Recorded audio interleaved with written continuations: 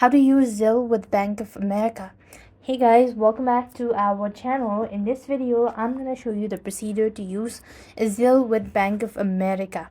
So to use Zelle with Bank of America, you just want to log into your mobile app. Once you are logged into your mobile app, tap on PN Transfer at the bottom left corner of the screen. When you click that out, then you just want to go ahead and select Zelle from the list and follow the option prompt to enroll with your email or phone number, and you just want to go ahead and verify by entering the one-time code sent to your phone or email to confirm the enrollment.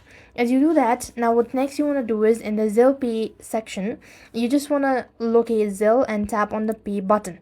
When you click on the Pay button, then you want to choose an existing contact or tab Add New Person or the company, and provide the recipient's email or US phone number, the amount, and the optional note as well. Then you want to go ahead and confirm the recipient details and tap on to the send button, and that's how you'll be able to use Zelle with Bank of America.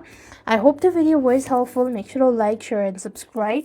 Thank you for watching. See you in the next video.